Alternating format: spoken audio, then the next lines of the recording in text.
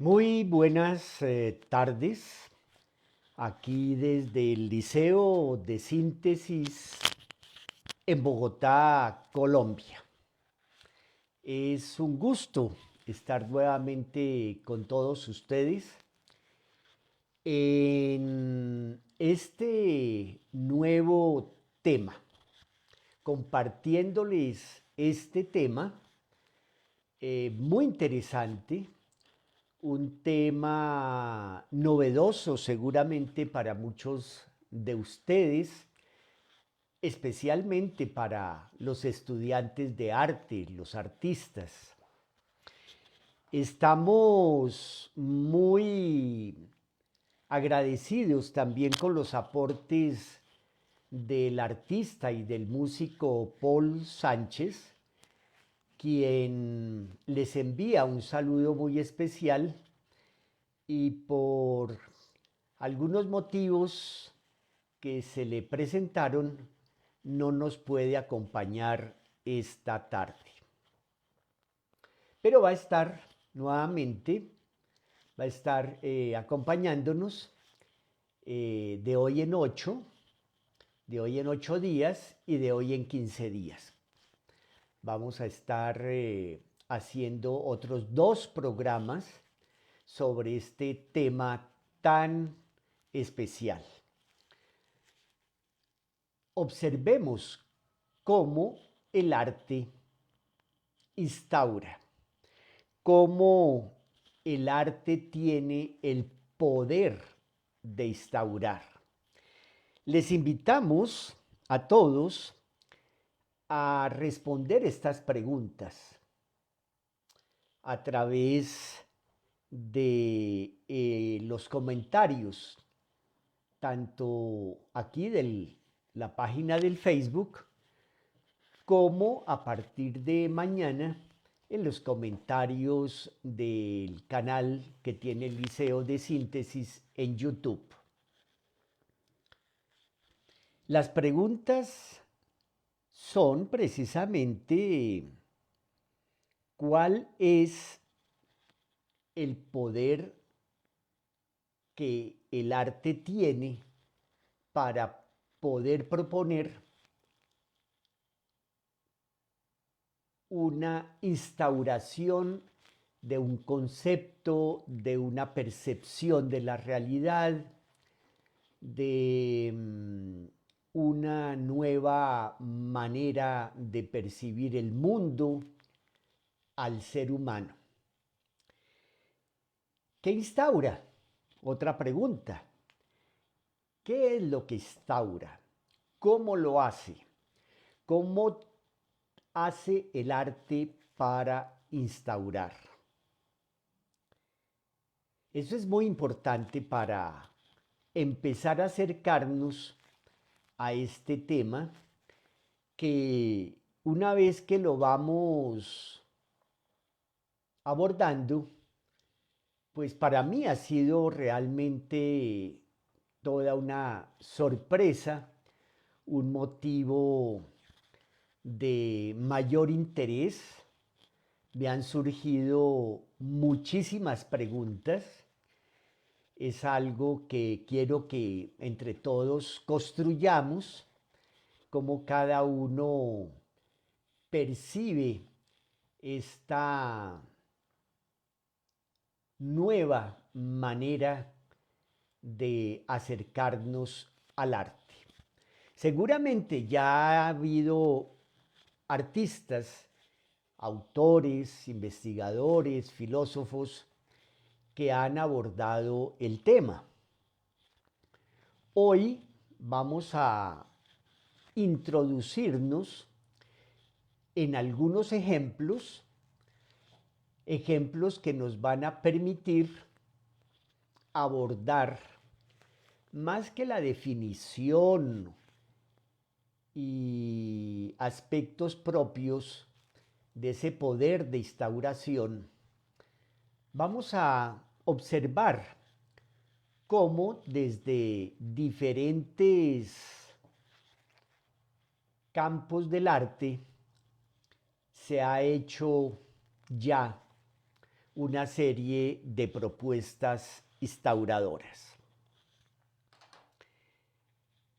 Solamente vamos a hacer referencia a algunos de estos ejemplos porque nos tocaría quedarnos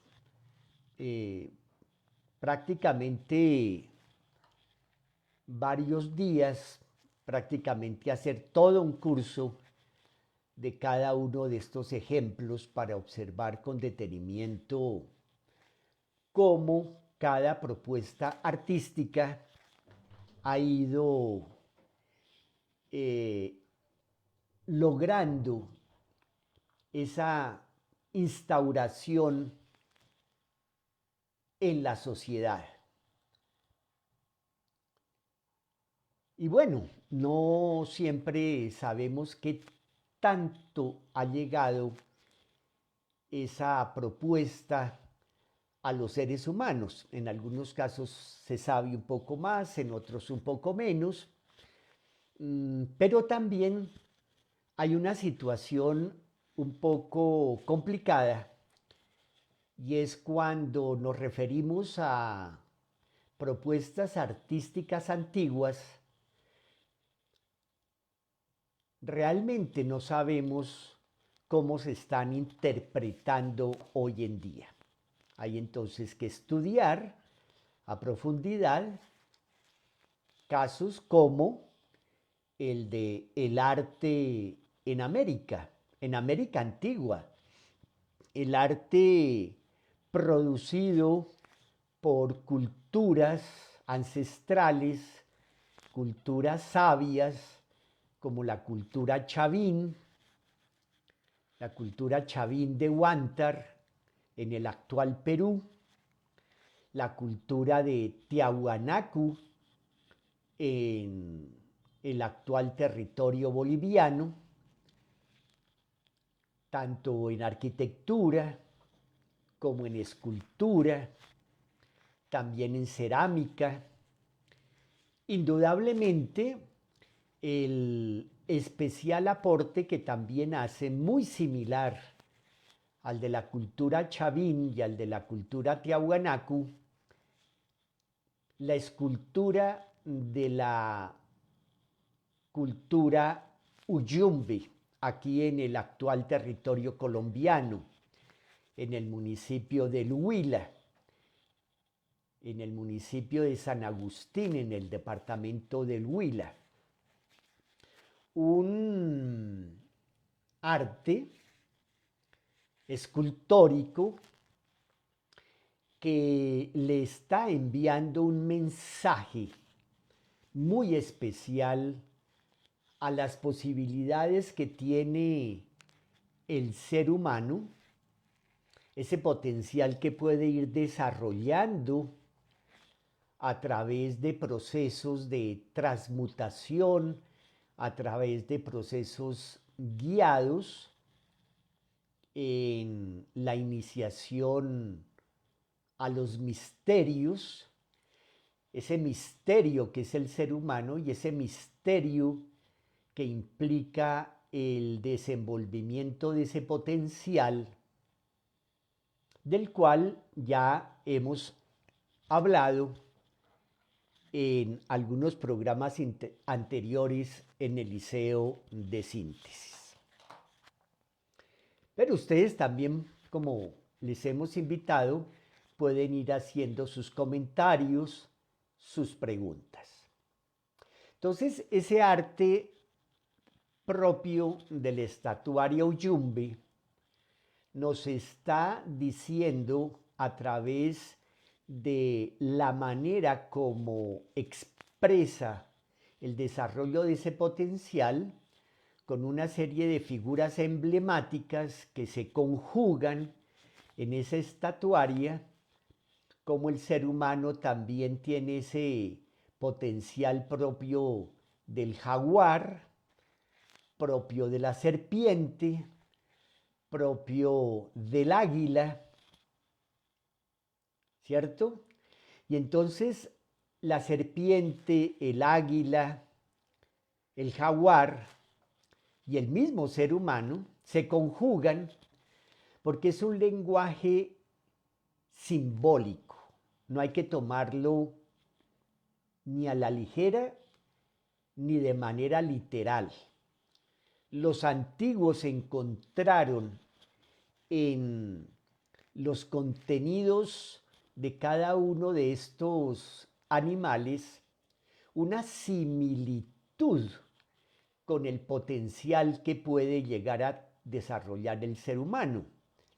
Por ejemplo, la visión del águila, que se ha estudiado, se ha hablado en la literatura, hay muchísima documentación acerca de esa similitud, de esa conexión, de esa relación en que el ser humano, al desarrollar sus potenciales, puede llegar a tener una visión penetrante, puede llegar a tener capacidad para profundizar en lo que observa, en lo que estudia, en lo que investiga.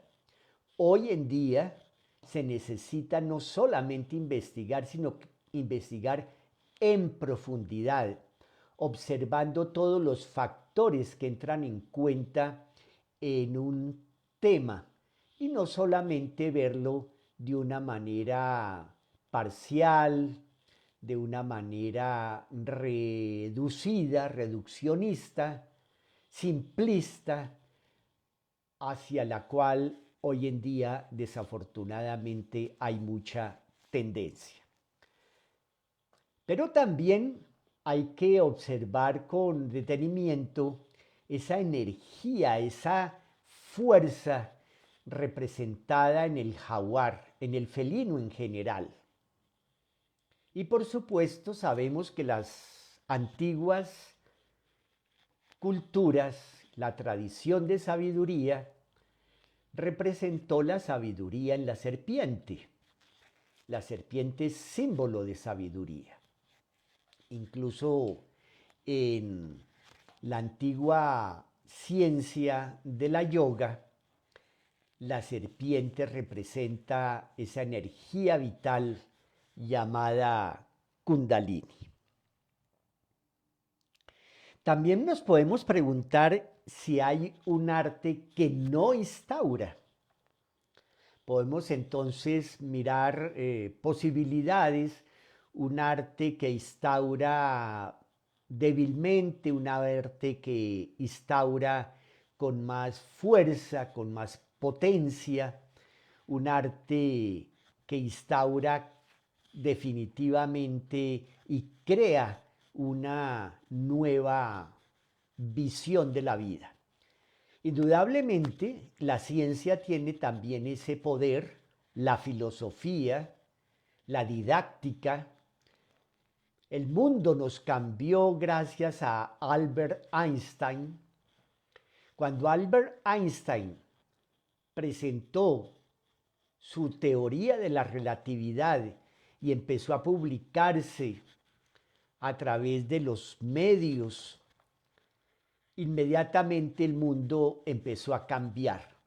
Empezamos a observar la importancia y a comprender nuestra realidad de el punto de vista en el que nos situemos y por lo tanto también de nuestra ubicación en función de las coordenadas que queramos elegir y así sucesivamente. Entonces, la ciencia también tiene ese poder de instaurar una nueva manera de comprensión.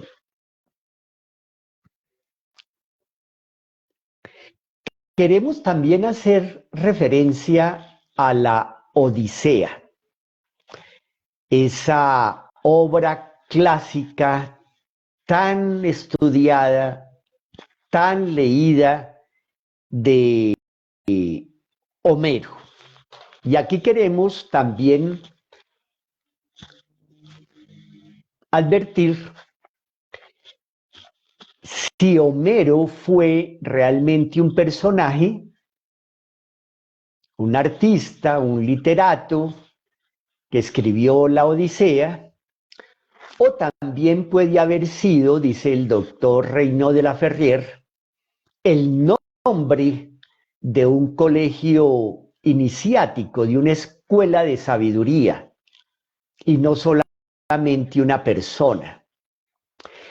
Eso era una costumbre muy bien aceptada en la antigüedad, en que una tradición de sabiduría, un colegio iniciático, trabajaba durante años, todos los discípulos trabajaban durante años alrededor de ese nombre, y probablemente ese nombre era el del maestro iniciador de esa tradición de sabiduría. Es el caso de Zoroastro y de tantos otros. Hay un autor que aporta una serie de características del hombre enaltecido. Una de los aspectos especiales que tiene la Odisea es precisamente eso: referirse al ser humano, referirse a sus potenciales, a sus circunstancias, pero también a sus debilidades y cómo puede en un momento dado superarlas, controlarlas. Es decir, que la Odisea se refiere especialmente al alma y al espíritu del ser humano. El padre Félix Bouffier, quien fue un escritor y profesor de lengua griega en el Instituto Católico de Toulouse, en Francia, fue un helenista especializado en Homero y mundialmente reconocido. Escribe sobre los mitos, sobre los enigmas, escribe sobre los misterios a los cuales se refiere la Odisea, las alegorías de los personajes, todos esos símbolos en donde llega un momento en que Odiseo se amarra al mástil de su barco para poder atravesar el mar y no caer presa de las tentaciones elementales de sí mismo. Y entonces Homero se refiere a ese hombre que puede superar sus limitaciones, superar su tendencia a la degradación. Y de esa manera entonces podemos también acercarnos a leer nuevamente, los que ya la leyeron, o a leerla por primera vez, la Odisea. Claro, sería muy interesante también tener a la mano el libro de Félix Bouffier, donde él hace referencia muy aclaradora, aclara de manera muy interesante para el entendimiento humano de todo ese peregrinaje que realiza Odiseo para reencontrarse con su alma, para construir su alma. Eso es lo que instaura Homero. También tenemos un arte muy especial, un arte al que queremos hacer una breve referencia. Es un arte que surge entre los siglos III antes de Cristo y el siglo I en Pompeya. El arte que se reveló al descubrirse Pompeya después de tantos siglos de haber quedado cubierta por las cenizas de la erupción del Vesubio. Es un arte muy especial. Los frescos de la Casa de los Misterios y en especial el fauno danzante. Es un fauno que a través de su expresión muestra en sus manos unos mudras, va danzando con mucha alegría, y para quienes están dispuestos a profundizar en estos significados, pues es un arte realmente muy revelador de lo que representa el fauno en relación con las posibilidades que tiene el ser humano. El maestre doctor David Juan Ferris Olivares, discípulo predilecto del maestre de la Ferrier, su exégeta, refería en una de sus enseñanzas un detalle muy importante de la novela histórica de Sir Walter Scott, Ivanhoe. Ivanhoe es un caballero en la Edad Media, en aquella Inglaterra, que está ya con su pareja, piensa casarse, pero también conoce a una judía, a una mujer judía, a Rebeca. Y resulta que la relación que el caballero Ivanhoe construye con Rebeca es muy reveladora, es instauradora de lo que representa la mujer.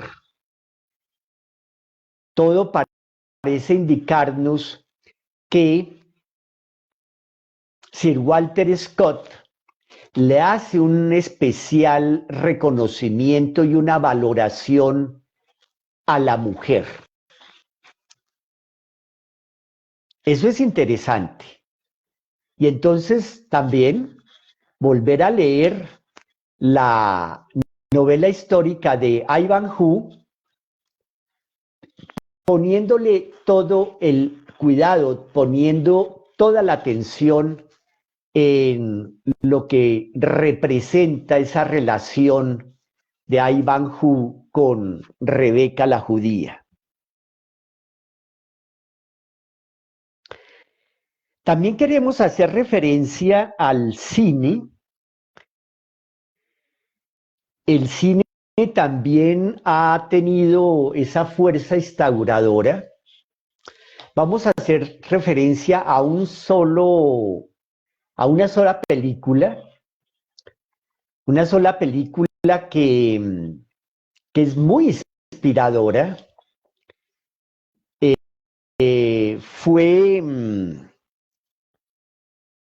Fue dirigida por Frank Capra en 1937, basada en la novela homónima de James Hilton, Lost Horizons, Horizontes Perdidos. Horizontes Perdidos se encuentra afortunadamente en YouTube. En YouTube la podemos conocer y recomendamos verla incluso varias veces por la cantidad de detalles, de precisiones, de concatenaciones que le aporta Frank Capra a lo que representa para el ser humano un mundo ideal, pero que por el hecho de ser un mundo ideal al cual todos aspiramos llegar a vivir, no significa que sea una fantasía. No es una fantasía.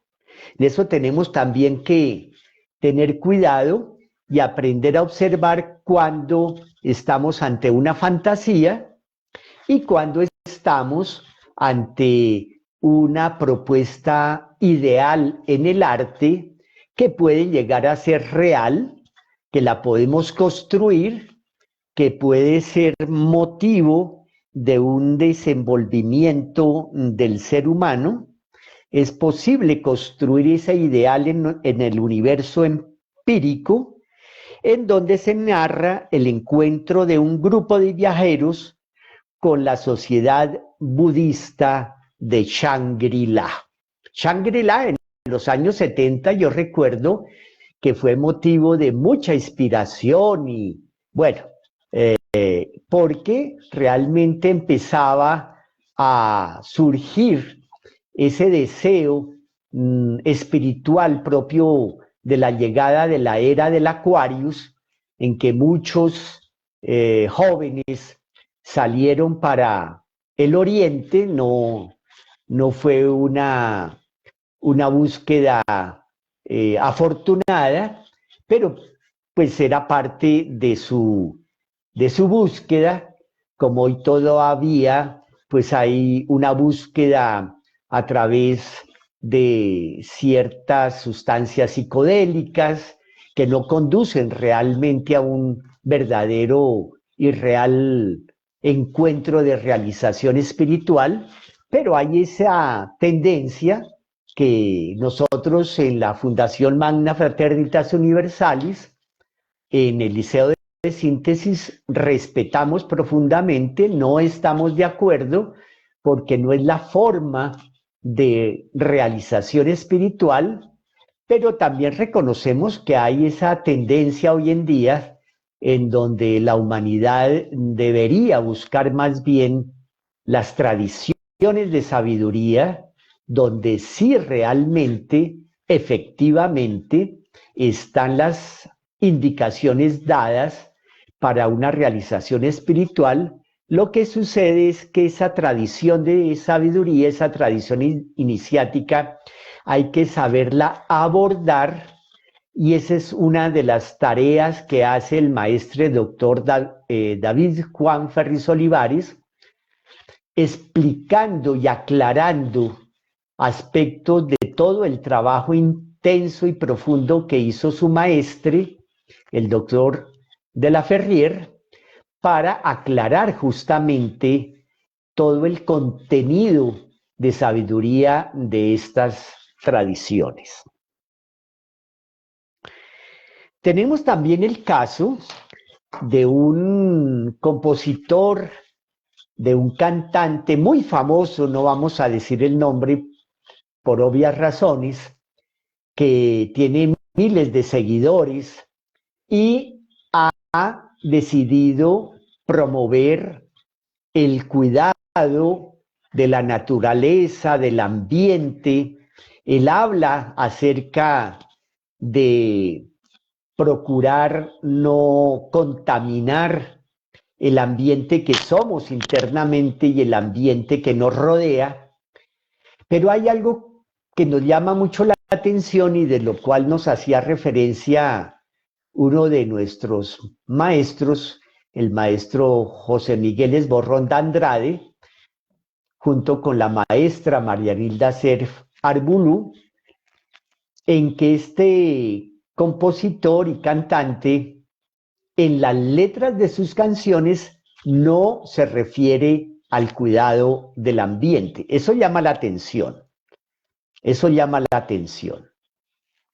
Entonces, invitamos que sea una oportunidad para invitar a los estudiantes de arte, a los artistas y a la hora de la verdad a todos. Todos somos artistas, todos tenemos una proyección como artistas, como ya lo hemos también presentado en programas anteriores, grabados aquí en el canal de Facebook, en que pues es importante cuidar el ambiente que somos, nuestras células, nuestro organismo y por supuesto también el ambiente que tenemos en el hogar, en la familia, a través de la creación de un ambiente de armonía en la palabra, con el diálogo, con la manera como decoramos nuestro ambiente familiar, la manera como nos comportamos los unos con los otros. Eso hace parte del arte. A veces no vemos que el arte es el arte también de relacionarnos, el arte de saber comunicarnos, el arte de servir los alimentos en la mesa, el significado que le podemos dar como artistas a los alimentos que servimos en la mesa, lo que significa una determinada fruta, una determinada verdura, una determinada proteína vegetal y así sucesivamente. Entonces, es una invitación para que el estudiante de arte y el artista empiece a procurar incluir un mensaje que enaltezca al ser humano a través de su obra de arte. Ya muchísimos jóvenes, muchísimas personas, hay grupos enteros que están procurando mejorar la actual situación del mundo. Y el arte tiene un poder impresionante. Imagínense ustedes un compositor, un cantante, un cantautor que en sus canciones empiece a llevar un mensaje enaltecedor para el ser humano. Eso lo necesitamos urgentemente. Entonces hacemos esa invitación. Quienes quieran sumarse a nosotros, al Liceo de Síntesis, a la Fundación Magna Fraternitas Universalis, para que sumemos estas voluntades y continuemos aportando para el bien de la humanidad. A mí me acaba de llamar la atención, incluso he visto varias entrevistas que le han hecho a Flora Martínez, una actriz colombiana, y celebramos que ahora es directora de cine.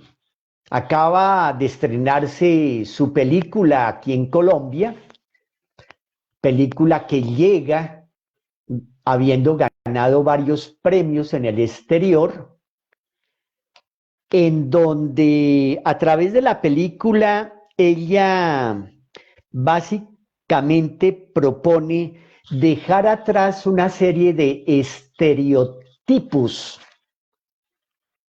que ya tenemos que superar. No podemos seguir, como dice el dicho, lloviendo sobre mojado.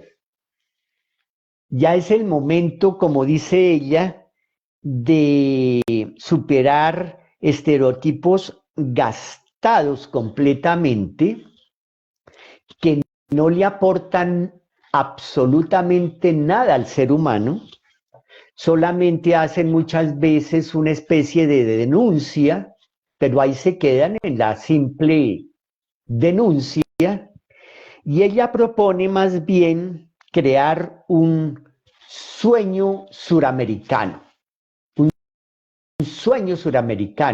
reconocer todo el acervo cultural, todo el acervo humanista, todo el acervo que tenemos los latinoamericanos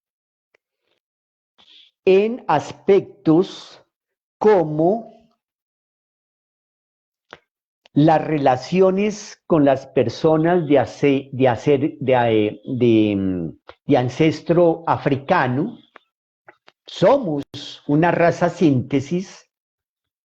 Seguramente muchos de nosotros podemos tener fácilmente genes africanos, por supuesto indígenas, nativos, europeos,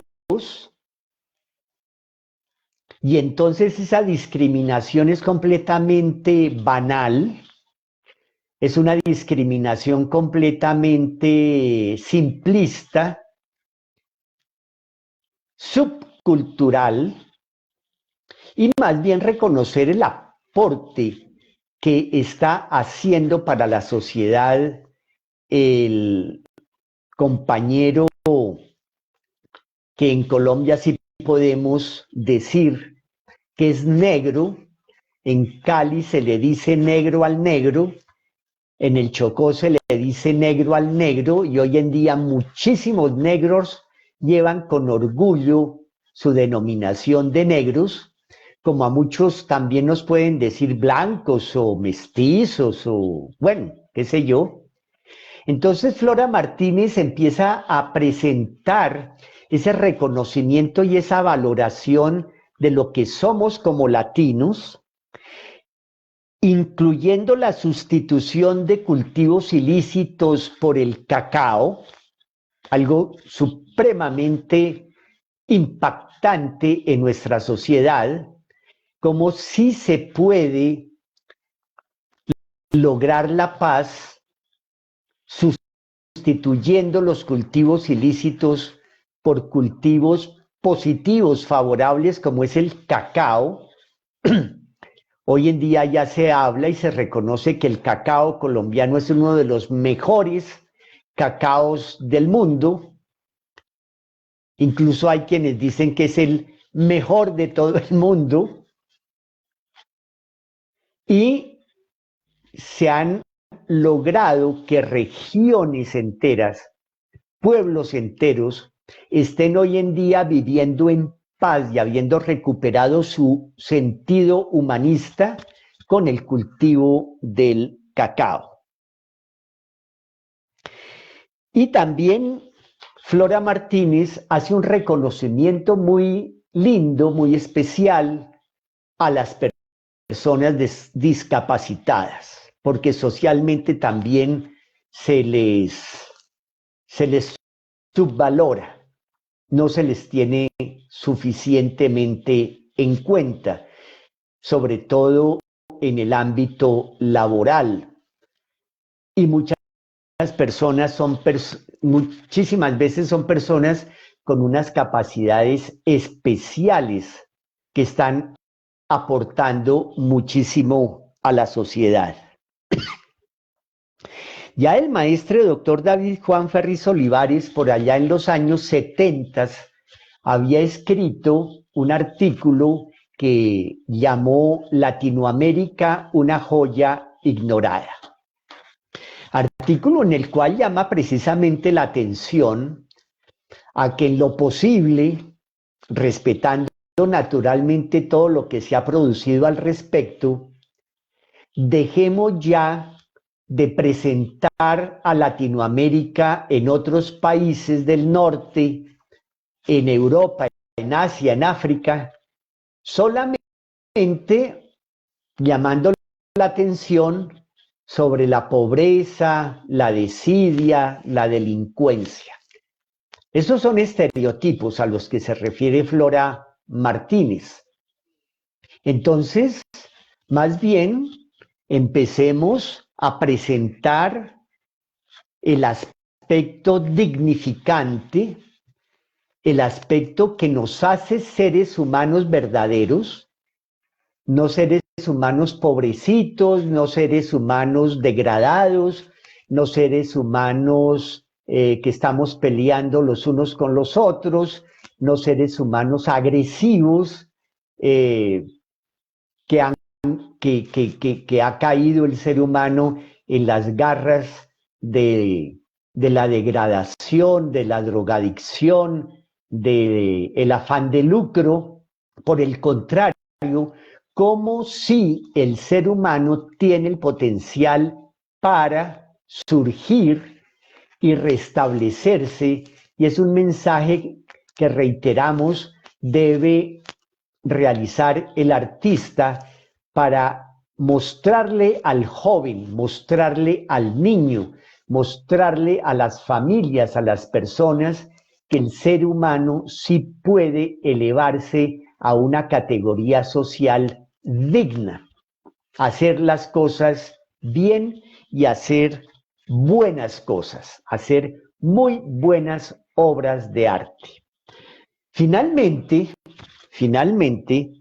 quiero referirme brevemente a un último ejemplo concreto que tiene que ver con la arquitectura. Yo soy arquitecto, soy el director ejecutivo del Liceo de Síntesis aquí en Bogotá,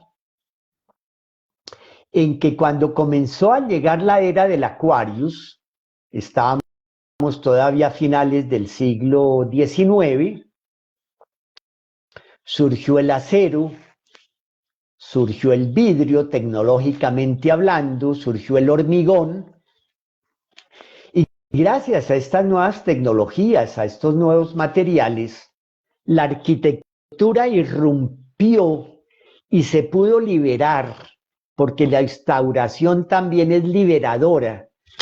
Nos liberamos de estereotipos caducos, de estereotipos inapropiados, y entonces empezó a instaurar una arquitectura transparente, una arquitectura en donde los muros gruesos desaparecieron, donde unas oficinas contiguas a las otras ya no estaban separadas.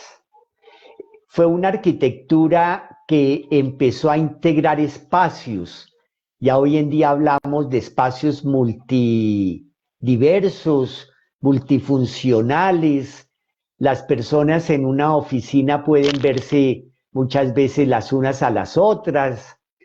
La oficina de un director puede estar apenas separada por una vidriera, por un vidrio, o por una, digamos, ambientación vegetal. Y entonces la arquitectura instauró una nueva visión de las relaciones humanas, en que estamos los unos con los otros más cerca. Podemos estar desarrollando también esa capacidad de ser seres humanos transparentes, que no tenemos por qué esconder nada que nos haga sentir culpables o cosas por el estilo. Ahora, no debemos confundir la transparencia con aquellas actividades humanas que sí deben resguardarse en la intimidad. No hay que confundir eso, y hoy en día desafortunadamente eso se confunde mucho, que la intimidad hay que ventilarla y eso no conviene, no es propio del ser humano. La intimidad se resguarda, la intimidad se protege, pero otra cosa muy distinta es la transparencia que todos podemos realizar, en donde no tengamos miedo a decir lo que somos y a procurar que los otros nos ayuden a superar ciertas dificultades, ciertas limitaciones, ciertas situaciones emocionales, por ejemplo, y aprender, por supuesto, a decir la verdad. Por eso proponemos aprender a buscar la verdad. El artista debe aprender a buscar la verdad, a transmitir la verdad como parte de ese proyecto instaurador del arte. Muy bien, entonces queríamos en esta tarde hacer esa introducción al poder instaurador del arte. Ya tendremos oportunidad de abordarlo en dos nuevas ocasiones, en estos próximos 2 domingos. En este momento tengo dificultad, bueno, voy a tratar de ver si puedo, pero me queda un poco difícil ver las preguntas que hay. Si Rosalba está escuchándome y está viendo las preguntas que hay en Facebook, si puede venir un momentico y me dice por lo menos de una o dos preguntas que podamos responder.